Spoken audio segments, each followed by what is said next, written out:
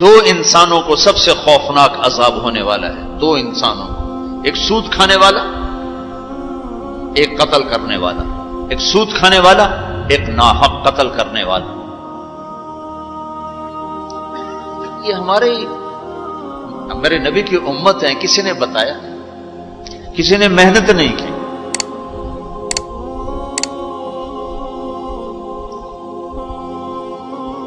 آخری حج کا خطبہ آپ نے جو دیا، ہر دفعہ یہاں سے بات شروع کی، تمہارے جان مال ایک دوسرے کے لیے قابل احترام ہے، کسی پہ ہاتھ نہ ڈالو۔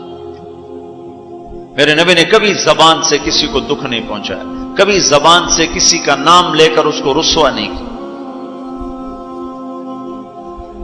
زبان کی لگائی ہوئی آگ ہے جو آج سارے بھڑکتے ہوئے دیکھ رہے ہیں۔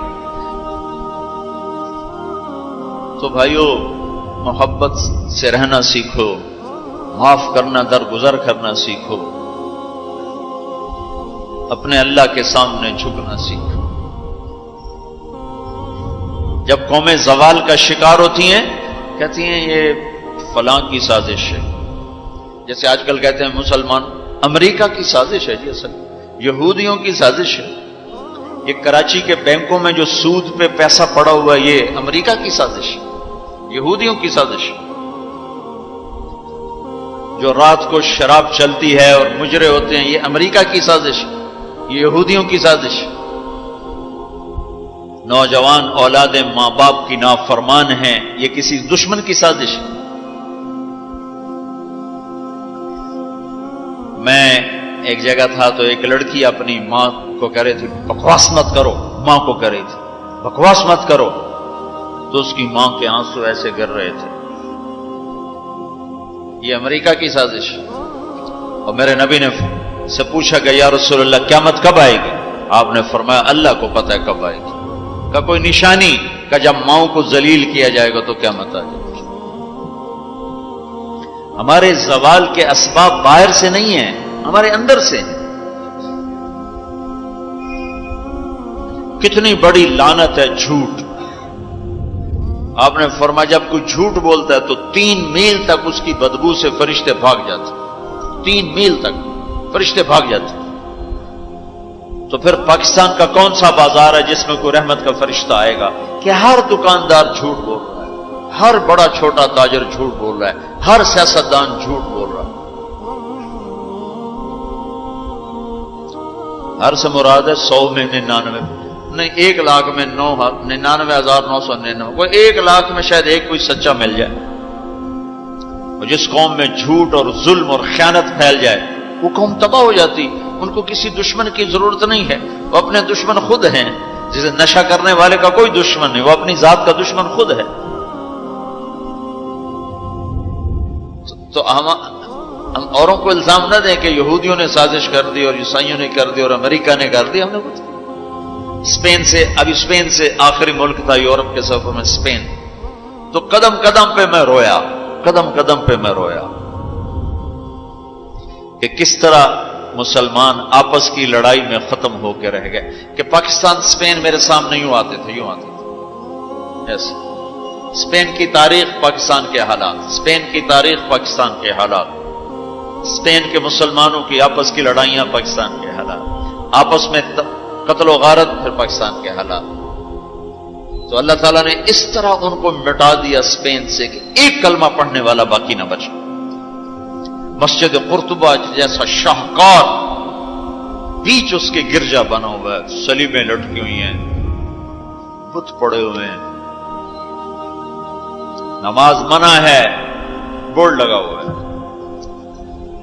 تو میں وہاں محراب کے قریب جا کے کھڑا ہو گیا اور تصور میں دیکھنے لگا کہ یہ وہ جگہ ہے، تاریخ سے سبق نہ لینا بھی بڑا اندھیر پر ہے۔ یہ وہ جگہ ہے جہاں یحییٰ بن یحییٰ اندلسی کے درس ہوتے تھے، علامہ قرطبی کی تفسیر چلتی تھی، ابن عربی کے تصوف کے نکات کھولے جاتے تھے، ابن حزم کے فقہی مقالات سنائے جاتے تھے، بقی ابن مخلد جیسی شخصیات یہاں بیٹھ کے قال اللہ قال رسول کہتے۔ ننگی عورتیں پھر رہی ہیں نکریں پہنی ہوئی، وہ تو ایک ان کے لیے تفریح کی جگہ بنی۔ میں تو آنکھوں سے بھی رو رہا تھا اور دل سے بھی رو رہا تھا، اور زیادہ رونا اس پہ آ رہا تھا کہ اپنا ملک دیکھ رہا تھا کہ آج میرے ملک کے لوگوں کو ہوش نہیں ہے، وہ کیا کرتے ہیں۔ دین پہ نفرت، فرقہ واریت کی نفرت، سیاست کی نفرت، قوم کی نفرت، صوبوں کی نفرت، شہروں کی نفرت، زبان کی نفرت، کون کون سا زخم ہے جو اس جسم پہ نہیں لگا ہوا، اب کون کون سے زہریلے تیر ہیں جو اس پر نہیں چلائے گے۔ میں ایسے ہی کھڑا دیکھتا ہوں، پھر میں محراب کے پاس جا کے کھڑا ہو گیا، تو 700 سال پرانی قرآن کی آیات اب بھی اسی طرح لکھی ہوئی ہے۔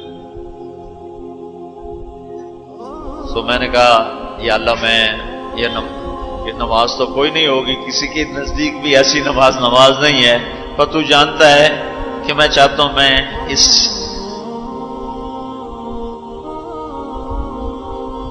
ارے میرے بھائیو، آپس کی نفرتیں مٹا دو اللہ کے واسطے، اپنی جان کے دشمن نہ بنو، معاف کرنا سیکھو، درگزر کرنا سیکھو، فرقہ واریت کی باتیں کرنا چھوڑو، تقریریں سننا چھوڑو۔ تاریخ میری کمزوری رہی ہے، میں بچپن سے تاریخ پڑھتا آ رہا ہوں، یہ تبلیغ میں لگنے سے پہلے ہی ذوق تھا تاریخ پڑھنا۔ جب تبلیغ میں لگے تو مدرسے میں آ گئے تو اور پڑھنے کا لگ گیا، پھر کچھ اللہ تعالیٰ نے یاد اچھی دے دی تو جو چیز پڑھی وہ یاد رہے گی، وہ سارا تسلسل، اور میں تو ایسے بس ڈوبتا ابھرتا رہا کہ یا اللہ آج میں یہاں اس دھرتی پہ سجدہ نہیں کر سکتا جہاں 700 سال جن اینٹوں نے سجدے کے لمس محسوس کیے، جن اینٹوں نے تیرے لاکھوں کروڑوں پیاروں کے آنسو جذب کیے، جن در و دیوار نے تیرے ہزاروں محبوب لوگوں کے واز و ارشاد سنے، جن کونوں میں تجھے یاد کرنے والے ہزاروں لاکھوں کروڑوں، انہیں روشن کرتے کرتے کرتے آج اسی زمین کے نیچے سوئے ہوئے ہیں، قرطبہ کے قبرستان پہ شہر بنا ہوا، نہ کسی بادشاہ کی قبر باقی اور نہ کسی بڑے کی نہ کسی چھوٹے کی۔ میں یہاں نماز پڑھتا ہوں، میری نماز قبول کر لے۔ میں نے اشاروں میں نماز پڑھی، اللہ اکبر، پھر ثنا، پھر سجدہ، پھر رکوع، پھر سجدہ، اللہ اتنا کو کیا، رکوع سجدہ اتنا کر کے تاکہ کسی کو، چونکہ جو داڑھی والا اندر آتا ہے نا تو اس کے پیچھے سیکورٹی لگ جاتی کہ کہیں کسی کونے میں چھپ کے نماز نہ پڑھ لے، تو ایک سیکورٹی والا ہمارے پیچھے کر رہا تھا۔ چلو یا اللہ میں بھی ان میں ہو جاؤں جنہوں نے اس مسجد میں نماز پڑھی تھی۔ اور میرا پاکستان اس دور سے گزر رہا ہے، نہ عوام کو ہوش ہے نہ خواص کو ہوش کہ کیا ہو رہا ہے۔ شاید اللہ تعالیٰ کسی کی فریاد پر آنکھیں کھول دے کسی کی۔ تو بھائیو، محبت سیکھو، درگزر سیکھو۔ عزت تبلیغ سے خوبصورت محنت، سارے دین کی محنتیں حق ہیں جس سے خیر پھیل رہی، جس سے لوگوں کو نفع پھیل رہا ہو، لیکن میرے بھائیو دنیا بھی پھری ہے، تاریخ بھی پڑی ہے، وہ کچھ اللہ تعالیٰ نے موقع دیا بہت زیادہ سے مراد یہ نہیں کہ میں کوئی کتابوں کے انبار لگا دی، اپنی حیثیت کے مطابق میں آپ کو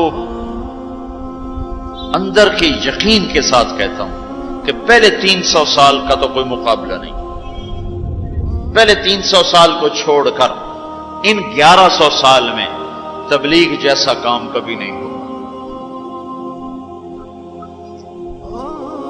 میں تمہارے سامنے ہاتھ جوڑتا ہوں، تبلیغ میں وقت دو، اگر اپنے اللہ سے تعلق بنانا ہے، اگر لوگوں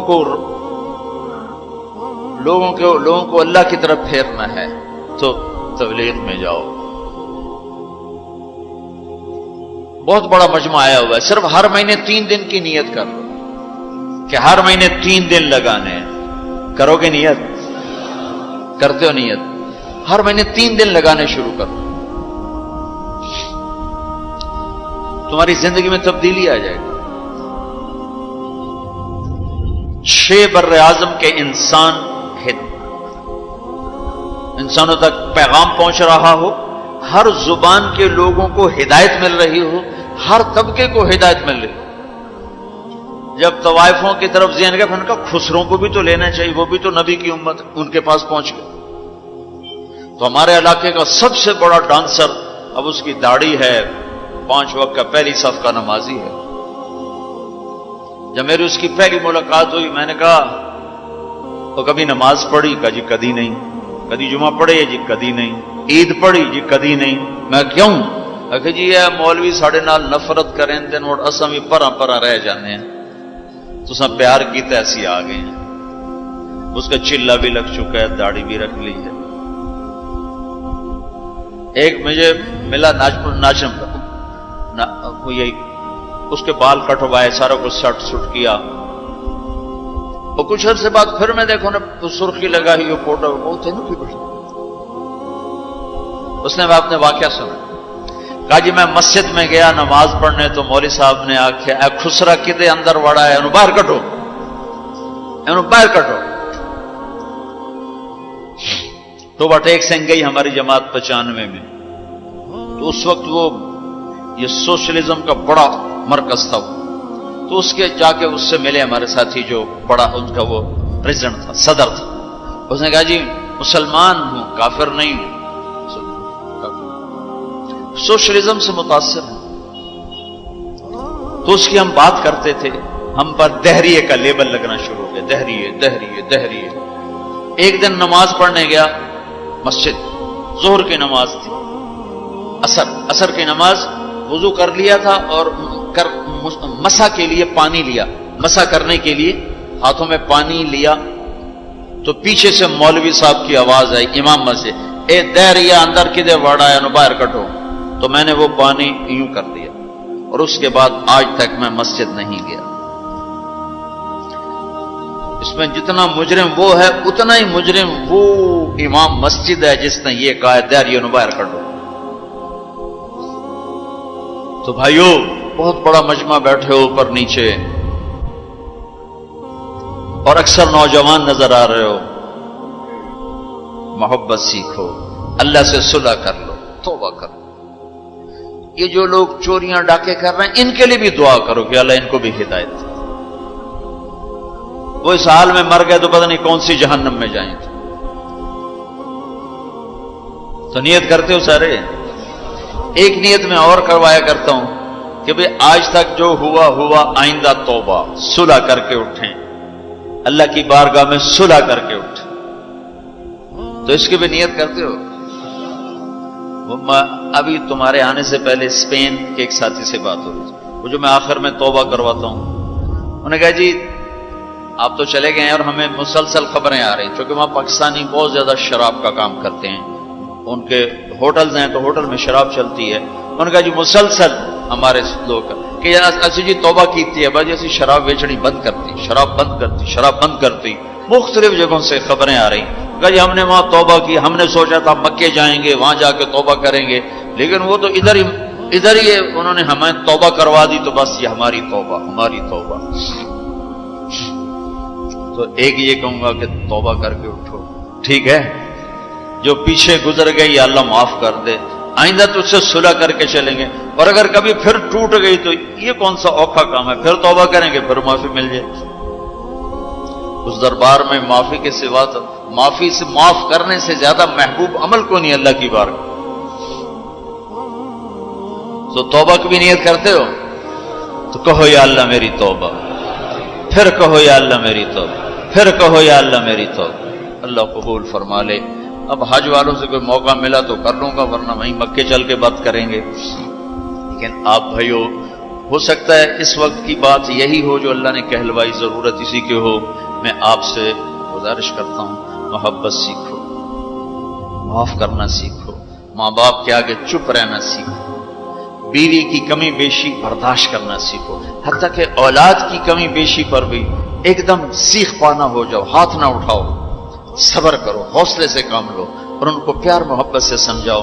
سہیل احمد مشہور اداکار ہے، 96 میں ہم نے اداکاروں میں بھی کام کیا تھا، تو اس وقت ہم ایک مرید کے ہماری جماعت تھی جو ہمارے ساتھ تھا، گجا مالک، مجھے کہنے لگا مولانا میرا باپ ڈی ایس پی ریٹائر، زندگی پر 1 روپیہ حرام نہیں کھایا، 1 روپیہ رشوت نہیں، اب بے تکلف ہو چکی ہے، تعلق بن چکا ہے، تو میں کہتے تو کڑے حرام کھاتے بڑھ گئے، میں نے آگے کہا تو کڑے حرام کھاتے بڑھ گئے، تو کیوں اس غلط کام میں چلا گیا؟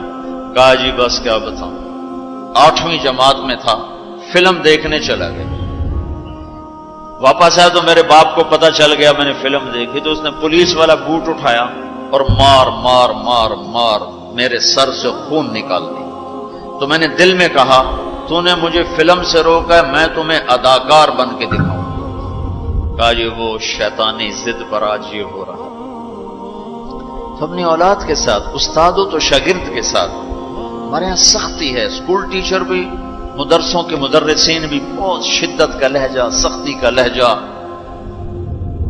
کان پکڑوانے، مارنا پیٹنا، یہ انسانی طریقہ نہیں ہے۔ پہلا جھوٹ ماں باپ سکھاتے ہیں، اولاد پہ سختی کرتے ہیں، وہ جھوٹ بولنا شروع۔ میرے والد صاحب نے نماز سختی سے پڑھانا شروع کی، جب میں گھر میں ہوتا تھا، تو اب اللہ گواہ ہے اپنے گناہوں کا ذکر نہیں کرنا چاہیے، لیکن صحابہ بھی کیا کرتے تھے، جاہلیت کے قصے سناتے تھے اللہ کے نبی کو، اپنے باپ کے ڈر سے بغیر وضو کے جا کے نمازیں پڑھیں۔ ایسی شدت نہ ہو کہ زبان چھوٹ گیا۔ 4تھی جماعت میں تھا میں، ہمارے استاد تھے ماسٹر شفیع صاحب رحمۃ اللہ علیہ، بڑے محنتی استاد، اس زمانے کے استاد ہوتے ہی محنتی تھے، لیکن مارتے بہت۔ انہوں نے ہمیں حساب کا سوال لکھایا، سلیٹیں ہوتی تھیں اس پر، اب میں کوئی 12ویں نمبر پہ بیٹھا ہوا تھا، اور جو جا رہا ہے آتا نہیں، ٹھو ٹھو ٹھو ٹھو، سوٹے بھی مکے بھی، میں کہہ رہا بھی مر گئے، مجھے بھی نہیں آتا تھا، اور میں انتظار کر رہا ہوں کہ یا اللہ میں اس سے نکلوں کیسے، سوال تو آتا نہیں، پکی گل ہے سوٹے ہی ہیں۔ اب میرا چھوٹا ذہن اور میں سوچ رہا ہوں کہ کیا چکر چلاؤں، کیا چکر چلاؤں۔ تو تھوڑا سا بیک گراؤنڈ یہ ہے کہ چونکہ ہمارا زمیندارہ ماحول تھا، تو استادوں کو گھر ہماری طرف سے گندم جاتی تھی، چاول جاتے تھے، گھی جاتا تھا، آٹا جاتا تھا، مکھن جاتا تھا، چینی جاتی تھی، مرچیں جاتی تھی، جو سیزن پہ تو وہ جاتی تھی۔ تو کوئی 2 مہینے پہلے میرے استاد جی نے کہا تھا کہ پتر مرچاں بھجوا دے، ابے نو آخی مرچاں بھجوا دے، وہ میں بھول گیا کہنا بھول گیا۔ سب میں بیٹھا سوچ رہا ہوں یا اللہ جان کیسے بچاؤں، جان کیسے، وہ 2 مہینے پرانی بات یاد آ گئی۔ جب میرے سے آگے 2 لڑکے رہ گئے، اس وقت یہ سارا پچھلا کمپیوٹر کھلا، تو میں اٹھ کے گیا، میں نے کہا استاد جی ابا جی پہ آندین کل مرچاں پہنچ جا سکتے، ابا جی پہ آندین کل مرچاں پہنچ جا سکتے۔ میں نے کہا شاباش میرا پتر تو بائے جا۔